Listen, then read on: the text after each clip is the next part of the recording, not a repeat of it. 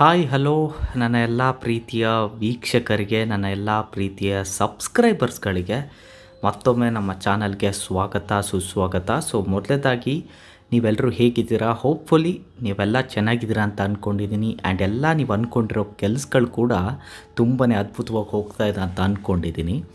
So ಸ್ನೇಹಿತರೆ, ಇವತ್ತಿನ ಈ ಒಂದು ವಿಡಿಯೋದಲ್ಲಿ ಒಂದು ಇಂಟ್ರೆಸ್ಟಿಂಗ್ ಆಗಿರೋ ಒಂದು ಹಾರರ್ ಸ್ಟೋರಿನ ನಿಮಗೋಸ್ಕರ ಸರ್ಚ್ ಮಾಡಿಬಿಟ್ಟು ತಂದಿದ್ದೀನಿ. ಆ್ಯಂಡ್ ಇದು ಯಾವುದೇ ಒಂದು ಕಾಲ್ಪನಿಕ ಸ್ಟೋರಿ ಅಲ್ಲ, ಬದಲಾಗಿ ಒಂದು ರಿಯಲ್ ಸ್ಟೋರಿ. ಸೊ ಸ್ಟೋರಿನ ಸ್ಟಾರ್ಟ್ ಮಾಡೋಕ್ಕಿಂತ ಮುಂಚೆ ನಿಮ್ಮಲ್ಲಿ ಒಂದು ಸ್ಮಾಲ್ ರಿಕ್ವೆಸ್ಟ್, ಯಾರೆಲ್ಲ ಚಾನಲ್ನ ಹೊಸದಾಗಿ ಭೇಟಿ ನೀಡಿದ್ದೀರಾ ಹಾಗೆ ಚಾನಲ್ನ ಇನ್ನು ಸಬ್ಸ್ಕ್ರೈಬ್ ಮಾಡಿಲ್ಲ, ದಯವಿಟ್ಟು ಚಾನಲ್ನ ಸಬ್ಸ್ಕ್ರೈಬ್ ಮಾಡಿಕೊಂಡು ನಿಮ್ಮ ಸಪೋರ್ಟ್ನ ತೋರಿಸ್ತಾ ಈ ಒಂದು ವಿಡಿಯೋನ ನೋಡಿ ಅಂತ ಹೇಳ್ತಾ ಬನ್ನಿ ಸ್ನೇಹಿತರೆ, ಇವತ್ತಿನ ಈ ಒಂದು ಕಥೆನ ಸ್ಟಾರ್ಟ್ ಮಾಡೋಣ. ಸೊ ಸ್ನೇಹಿತರೆ, ಇದ್ರ ಬಗ್ಗೆ ನಿಮ್ಮಲ್ಲಿ ಎಷ್ಟು ಜನಕ್ಕೆ ಗೊತ್ತಿರುತ್ತೋ ಗೊತ್ತಿಲ್ವೋ ನನಗೆ ಗೊತ್ತಿಲ್ಲ. ಒಂದು ಕ್ರಿಯೇಚರ್ ಇರುತ್ತೆ. ಸೊ ಆ ಒಂದು ಕ್ರಿಯೇಚರ್ ಯೂಶ್ವಲಿ ಒಂದು ಪೀಪಲ್ ಟ್ರೀಯಲ್ಲಿ ಇರುತ್ತೆ. ಆ ಒಂದು ಪೀಪಲ್ ಟ್ರೀ ಹತ್ರ ಯಾರಾದರೂ ಹೋಗ್ತಾ ಇದ್ದಾಗೇನೆ, ಯಾವುದಾದ್ರೂ ಒಬ್ಬ ವ್ಯಕ್ತಿ ಆ ಪೀಪಲ್ ಟ್ರೀ ಹತ್ರ ಹೋಗ್ತಾ ಇದ್ದಾಗೇನೆ ಆ ಒಬ್ಬ ವ್ಯಕ್ತಿನ ಆ ಒಂದು ಕ್ರಿಯೇಚರ್ ಕಂಪ್ಲೀಟಾಗಿ ಪೊಸೆಸ್ ಮಾಡ್ಕೊಳ್ಳುತ್ತೆ. ಆ್ಯಂಡ್ ಆ ವ್ಯಕ್ತಿ ಸಾಯೋ ತನಕ ಆ ಒಂದು ಕ್ರಿಯೇಚರ್ ಅವನನ್ನು ಬಿಡೋದಿಲ್ಲ. ಹೌದು ಸ್ನೇಹಿತರೆ, ನಿಮಗೆಲ್ಲ ಗೊತ್ತಿರೋ ಹಾಗೇನೆ, ನೀವೆಲ್ಲ ತಮ್ಮನೆಲ್ಲ ನೋಡಿರೋ ಹಾಗೇನೆ, ಆ್ಯಂಡ್ ನಿಮ್ಮ ಗೆಸ್ ಪ್ರಕಾರನೇ ನಾನು ಮಾತಾಡ್ತಾ ಇರೋ ಒಂದು ಕ್ರಿಯೇಚರ್ನೇ ನಮ್ಮ ಫೇಮಸ್ ಇಂಡಿಯನ್ ಅರ್ಬನ್ ಲೆಜೆಂಡ್ ಆದಂತಹ ಒಂದು ಮೂಂಜಿಯಾ ಗೋಸ್ಟ್ ಬಗ್ಗೆ. ಯಾವುದೇ ಒಬ್ಬ ಹುಡುಗ ತನ್ನ ಹೆಡ್ ಶೇವ್ ಆಗಿ, ಅಂದರೆ ತನ್ನ ಒಂದು ತಲೆನ ಬೋಳಿಸ್ಕೊಂಡು 10 ಅಥವಾ 15 ದಿನದೊಳಗಡೆನೆ ಯಾವುದೇ ಕಾರಣಕ್ಕಾದರೂ ಅವನು ಏನಾದರೂ ತೀರ್ ಹೋದ ಅಂದರೆ ಅವನ ಆತ್ಮಕ್ಕೆ ಅಷ್ಟು ಶಾಂತಿ ಸಿಗೋದಿಲ್ಲ.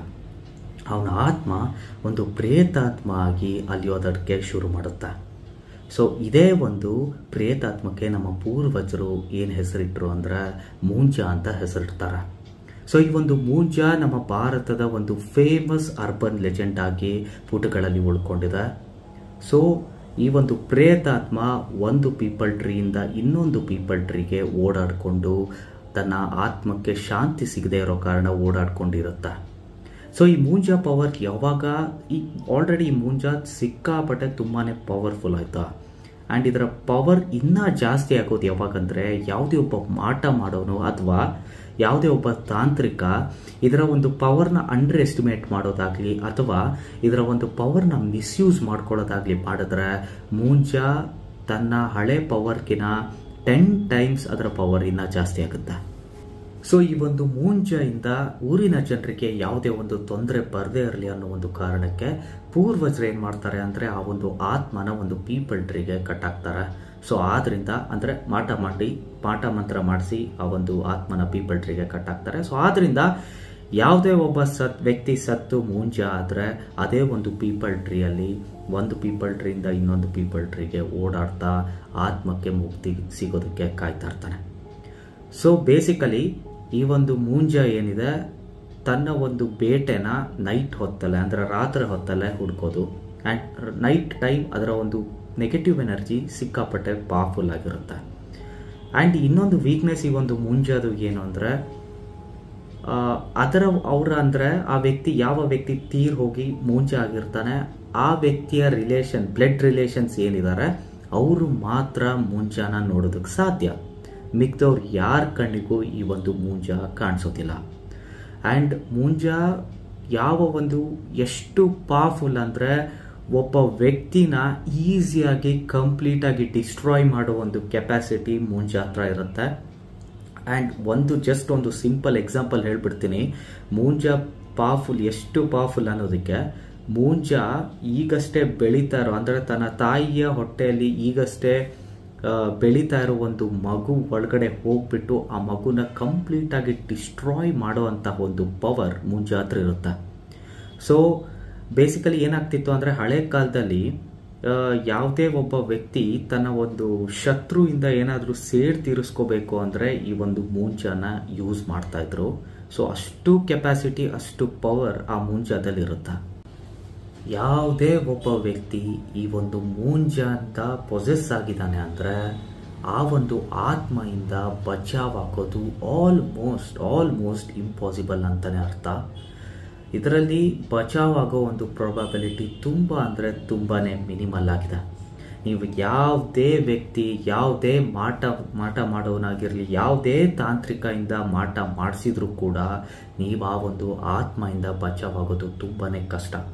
ಆದರೆ ಈ ಒಂದು ಆತ್ಮದಿಂದ ಬಚಾವಾಗೋದಕ್ಕೆ ಇರೋದು ಒಂದೇ ಒಂದು ಸೊಲ್ಯೂಷನ್ ಏನು ಅಂದರೆ, ಯಾವುದೇ ಒಬ್ಬ ವ್ಯಕ್ತಿ ಆ ಒಂದು ಆತ್ಮಕ್ಕೆ ತುಂಬ ಅಂದರೆ ಹಾರ್ಡ್ಲಿ ತುಂಬಾ ಲೈಕ್ ಏನು ಹೇಳ್ತೀರಾ, ಬೇಡ್ಕೊಂಡ್ವಿ ಅಂದರೆ, ಸಾರಿ ಕೇಳಿದ್ರೆ ನೀವು ಆ ಒಂದು ಆತ್ಮದಿಂದ ಬಚಾವಾಗೋದಕ್ಕೆ ಸಾಧ್ಯ.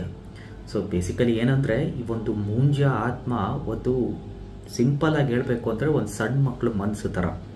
ಎಷ್ಟು ಬೇಗ ಸಣ್ಣ ಮಕ್ಕಳು ಮನಸ್ಸು ಎಷ್ಟು ಬೇಗ ಚೇಂಜ್ ಆಗುತ್ತಲ್ಲ, ಅದೇ ರೀತಿ ಮುಂಜ ಮನಸ್ಸು ಕೂಡ ತುಂಬಾ ಬೇಗ ಚೇಂಜ್ ಆಗುತ್ತೆ. ನೀವೇನಾದರೂ ಹಾರ್ಡ್ಲಿ ಸೀರಿಯಸ್ಲಿ ಅದನ್ನು ಬೇಡ್ಕೊಂಡ್ರಿ ಅಂದರೆ ಆ ಒಂದು ಆತ್ಮದಿಂದ ಬಚಾವಾಗೋದಕ್ಕೆ ಸಾಧ್ಯ. ಆದರೆ ನೀವೇನಾದರೂ ಅದಕ್ಕೆ ಅದಕ್ಕೆ ಸವಾಲಾಗಿ ನಿಂತ್ರೆ ಅಂದರೆ ನೀವು ಆ ಒಂದು ಆತ್ಮದಿಂದ ಬಚಾವಾಗೋದು ಕಂಪ್ಲೀಟ್ಲಿ ಇಂಪಾಸಿಬಲ್. ಸೊ ಮುಂಜಾಗೆ ಸಂಬಂಧಪಟ್ಟಿರೋ ಒಂದು ಬ್ರೀಫ್ ಸ್ಟೋರಿನ ನಿಮ್ಮ ಜೊತೆ ಶೇರ್ ಮಾಡೋದಕ್ಕೆ ನಾನು ಇಷ್ಟಪಡ್ತೀನಿ. ಸೊ ಇಯರ್ 1967 ಒಂದು ಮಹಾರಾಷ್ಟ್ರದಲ್ಲಿ ಒಂದು ಊರಿದೆ, ಚಿಂಚ್ವಾನಿ ಅಂತ. ಸೊ ಆ ಒಂದು ಊರಲ್ಲಿ ಮದನ್ ಅನ್ನೋ ಒಬ್ಬ ಚಿಕ್ಕ ಹುಡುಗ ಇರ್ತಾನೆ. ಸೊ ಒಂದು ರಾತ್ರಿ ಅವನು ತುಂಬ ತಡರಾತ್ರಿಯಲ್ಲಿ ತನ್ನ ಮನೆಗೆ ನಡ್ಕೊಂಡು ಹೋಗ್ತಿರ್ತಾನೆ. ಸೊ ಹಾಗೆ ನಡ್ಕೊಂಡು ಹೋಗ್ತಿರುವಾಗ ಅವನು ಹೋಗೋ ಒಂದು ದಾರಿಯಲ್ಲಿ ಒಂದು ಪೀಪಲ್ ಟ್ರೀ ಇತ್ತು. ನೋಡೋದಕ್ಕೆ ತುಂಬಾ ರಾವವಾಗಿತ್ತು. ಎಷ್ಟು ರಾವವಾಗಿತ್ತು ಅಂದರೆ ಮೇಲ್ಗಡೆ ಇರೋ ಒಂದು ಮೂನ್ ಲೈಟ್ ಕೂಡ ನೆಲಕ್ಕೆ ಟಚ್ ಆಗ್ತಿರಲ್ಲ, ಅಷ್ಟು ವಿಕಾರವಾಗಿ ಆ ಒಂದು ಪೀಪಲ್ ಟ್ರೀ ಇತ್ತು. ಸೊ ಹಾಗೆ ಆ ಒಂದು ಪೀಪಲ್ ಟ್ರೀ ಹತ್ರ ಪಾಸ್ ಆಗ್ತಿರುವಾಗ ಮದನ್ಗೆ ರೀಸಸ್ ಬರುತ್ತೆ. ಸೊ ಆದ್ರಿಂದ ಅವನು ಆ ಕಡೆ ಈ ಕಡೆ ಎಲ್ಲೂ ಹೋಗ್ದಲೆ, ತುಂಬಾ ಆಲ್ರೆಡಿ ಲೇಟ್ ಆಗಿರೋದ್ರಿಂದ ಅವನೇನಾದರೂ ಆ ಕಡೆ ಎಲ್ಲಾದರೂ ಹೋಗಿ ಅಲ್ಲೆಲ್ಲಾದರೂ ಯಾವುದೋ ಒಂದು ಪ್ರಾಣಿಗೆ ಬಲಿ ಆಗ್ಬೋದು ಅನ್ನೋ ಒಂದು ಭಯದಿಂದ ಅವನು ಅಲ್ಲೇ ತನ್ನ ಒಂದು ಅಂದರೆ ಏನು ರೀಸಸ್ನ ಮಾಡ್ತಾನೆ ಆ ಒಂದು ಪೀಪಲ್ ಟ್ರೀ ಹತ್ರ. ಸೊ ಆ ಒಂದು ಪೀಪಲ್ ಟ್ರೀಯಲ್ಲಿ ಒಂದು ಮುಂಜ ವಾಸ ಮಾಡ್ತಿತ್ತು. ಸೊ ಇವನು ಆ ಒಂದು ಪೀಪಲ್ ಟ್ರೀ ಹತ್ರ ಹೊಯ್ದಿರೋದ್ರಿಂದ ಆ ಒಂದು ಮುಂಜಾಗೆ ತುಂಬಾನೇ ತನ್ನನ್ನು ಅಂಡರ್ ಎಸ್ಟಿಮೇಟ್ ಮಾಡಿದ್ರು, ತನ್ನನ್ನು ಅವಮಾನ ಮಾಡಿದ್ರು ಅಂತ ತುಂಬ ಕೋಪ ಮಾಡಿಕೊಂಡು ಮದನನ್ನು ಕಂಪ್ಲೀಟ್ ಆಗಿ ಪೊಸೆಸ್ ಮಾಡ್ಕೊಳ್ತಾ. ಸೊ ಆ ದಿನದಿಂದ ಮದನ್ ತುಂಬಾ ವಿಚಿತ್ರವಾಗಿ ಆಡ್ತಿರ್ತಾನೆ. ತುಂಬಾ ಅವರ ಫ್ಯಾಮಿಲಿ ಮೆಂಬರ್ಸ್ಗೆ ತುಂಬಾ ಕಾಟ ಕೊಡ್ತಾನೆ. ಆ್ಯಂಡ್ ಈಗಲೂ ಕೂಡ ಅದರ ಒಂದು ಪ್ರಾಬ್ಲಮ್ ಏನು, ಆ ಮದನ್ಗೆ ಪ್ರಾಬ್ಲಮ್ ಏನು ಅನ್ನೋದು ಕೂಡ ಅವರ ಫ್ಯಾಮಿಲಿ ಮೆಂಬರ್ಸ್ಗೆ ಅರ್ಥ ಆಗೋಲ್ಲ. ಆ್ಯಂಡ್ ತುಂಬ ವರ್ಷ ಕಳೆದ್ರೂ ಕೂಡ ಮದನ್ನ ಯಾವುದೇ ಡಾಕ್ಟ್ರು ಯಾರು ಏನೇ ಬಂದರೂ ಈ ಒಂದು ಕಾಯಿಲೆನ ಅವರು ರೆಡಿ ಮಾಡೋದಕ್ಕೆ ಆಗಲಿಲ್ಲ. ಸೊ ಹಾಗೆ ಟೈಮ್ ಪಾಸ್ ಆಗುತ್ತೆ. ಸೊ ಒನ್ ಫೈನ್ ಡೇ ಪೂರ್ತಿ ಮದನ್ ಫ್ಯಾಮಿಲಿ ಇನ್ಕ್ಲೂಡಿಂಗ್ ಮದನನ್ನು ಹಿಡ್ಕೊಂಡು ಪೂರ್ತಿ ಫ್ಯಾಮಿಲಿ ಒಂದು ಸಸ್ಪೀಷಿಯಸ್ ಆಗಿ ತುಂಬ ರಹಸ್ಯವಾಗಿ ಕಾಣೆಯಾಗಿ ಹೋಗ್ತಾರೆ. ಸೊ ತುಂಬ ಜನರು ಪೂರ್ವಜರು ಹೇಳ್ತಾರೆ ಇದೆಲ್ಲ ಒಂದು ಒಂದು ಆಟ ಅಥವಾ ಆದ್ರಿಂದನೇ ಮದನ್ ಒಂದು ಊರಿಂದ ಕಾಣೆ ಆದ ಅಂತ ಒಂದು ಪೂರ್ವಜರು ತಮ್ಮ ಒಪಿನಿಯನ್ನ ತಿಳಿಸಿದ್ರು. ಸೊ ಗೆಳೆಯರೆ, ಇದಾಗಿತ್ತು ಇವತ್ತಿನ ಈ ಒಂದು ವಿಡಿಯೋ. ಹೋಪ್ಫುಲಿ ನಿಮ್ಗೆ ಈ ಒಂದು ವಿಡಿಯೋ ಇಷ್ಟ ಆಗಿದೆ ಅಂತ ಅಂದ್ಕೊಂಡಿದ್ದೀನಿ ಆ್ಯಂಡ್ ತುಂಬಾ ಚೆನ್ನಾಗಿತ್ತು ಅಂತ ಅಂದ್ಕೊಂಡಿದ್ದೀನಿ. ಒಂದು ವೇಳೆ ಕತೆ ನಿಮಗೆ ಇಷ್ಟ ಆಗಿದ್ದರೆ, ಈ ಒಂದು ವಿಡಿಯೋ ಇಷ್ಟ ಆಗಿದ್ದರೆ ದಯವಿಟ್ಟು ನಿಮ್ಮ ಸ್ನೇಹಿತರಿಗೂ ಕೂಡ ಶೇರ್ ಮಾಡಿ. ಹಾಗೆ ಚಾನಲ್ನ ಸಬ್ಸ್ಕ್ರೈಬ್ ಮಾಡೋದನ್ನ ಮಾತ್ರ ಮರಿಬೇಡಿ ಅಂತ ಹೇಳ್ತಾ, ಮುಂದಿನ ವಿಡಿಯೋದಲ್ಲಿ ಹೀಗೆ ಸಾಕಷ್ಟು ವಿಡಿಯೋಸ್ನ ತರೋ ಪ್ರಯತ್ನ ಮಾಡ್ತೀನಿ ಅಂತ ಹೇಳ್ತಾ ಮುಂದಿನ ವಿಡಿಯೋದಲ್ಲಿ ಸಿಗೋಣ. Until then take care and thank you for watching.